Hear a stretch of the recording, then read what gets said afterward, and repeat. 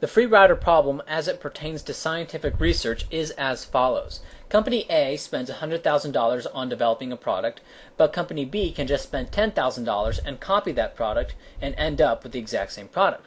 Thus, research and development is punished on a free market. That's the theory. Edwin Mansfield, the late economist at the University of Pennsylvania, came to the conclusion that in OECD countries across all industry, it costs $65 to copy $100 worth of research, or a 65% copy cost. But that's just the direct cost. In order for a company to copy research, a great example is the drug company, they have to have smart people. If I gave you a Viagra pill, would you be able to reverse engineer that? Here it is. Here's a Viagra pill. Put it right in front of you. Just copy it. Just copy it. It's no big deal. It should be easy. You're just copying what's being made. No, a company needs a lot of smart people who can do that with the proper equipment all on hand if they want to copy something. So there are sunk costs involved if a company wants to copy research. This isn't just copying your neighbor's Scantron answers.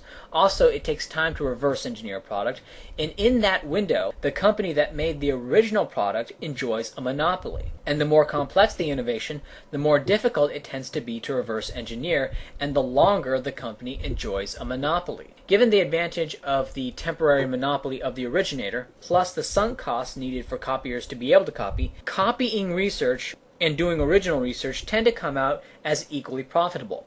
And private firms in the OECD spend about 3% of their budgets on research and development. That said, all firms engaged in research both copy and do original research themselves. Because in order to copy, you got to have smart people doing original research in that field. You got to have guys in the know, because there's a lot of tacit knowledge that goes into reading various journal articles. And when one company makes a breakthrough, everyone else rushes to copy. The reason copying a product and originating a product tend to be equally profitable is basic economics. Products are only released by firms if it's revolutionary enough to earn a profit that makes up for the cost of development. And in order to make a profit, it must be difficult enough to provide a period of monopoly for those costs to be recuperated. Products which are only slightly revolutionary aren't as expensive to develop as products which are extremely revolutionary, but also tend to be easier to reverse engineer, resulting in a shorter monopoly period. If you're interested in more detail, I would recommend Terence Kealey's book or his extemporaneous speech on the matter. When the state funds scientific research, there's crowding out. For every $1 spent on research, $1.25 less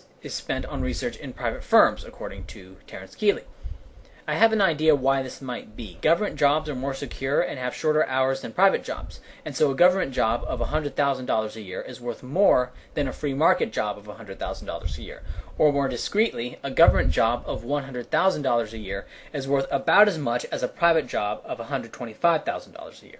That's just my guess as to why government funding crowds out private funding by more than 1-to-1 ratio. Also, a lot of government funding goes to military research, which can lead to innovations, there's no denying that, but it is not connected to what individuals choose to buy with their own money, but what the military wants. And what the military wants isn't always tied to what's best for waging war. For example, the Air Force continues to fund research for piloted aircraft because that provides jobs for pilots, whereas UAVs are clearly the wave of the future.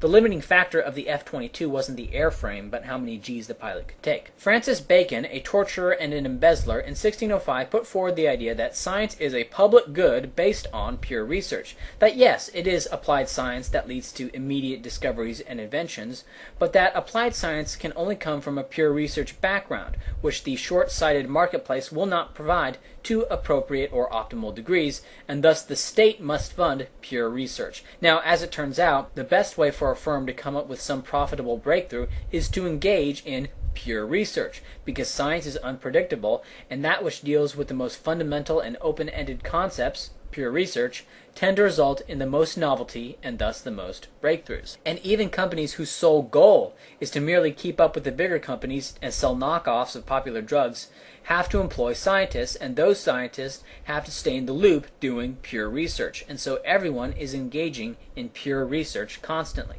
Francis Bacon's idea of state-funded science was implemented in France but not in Britain at the outset. Britain didn't implement any state science program until World War I, and the United States didn't do very much at all until 1940. Now, one can always come up with many anecdotes about government funding of things causing those things to come about. A great example that statist hack Noam Chomsky likes to bring up is the internet, as though connecting computers over long distances was something only state research could come up with. Sure, private research could invent the airplane, automobile, about half the computer, but connecting those computers together, that's the job of the state. And on the airplane, at the time of the Wright brothers, the Smithsonian was actually attempting to fly a heavier-than-air craft as well. They were beat to it by the Wright brothers. Now, just imagine if the Smithsonian had won. We wouldn't hear the end of it. Oh, without the munificent foresight of state research planners, how would we ever have achieved heavier-than-air flight? And the states would make up all these arguments about the free market being unwilling to take such abstract risks or not being able to crash expensive airplanes repeatedly, and may even point and laugh at the Wright brothers and say, "Look, there's your free market, two wacko brothers. Look at this clown show. What a failure. Maybe this crapshoot worked in 1000 AD, but look at how complex things are now. Sure, the free market worked then, but so did hunting with spears. We're evolved. It's civilization. Enjoy your airplane, courtesy of the U.S. government. Free market fundamentalists, you got pwned." Anecdote. The state is not necessary to fund research and development, and from every angle of analysis, it appears to pervert and distort the structure of production, in this case the production of scientific research.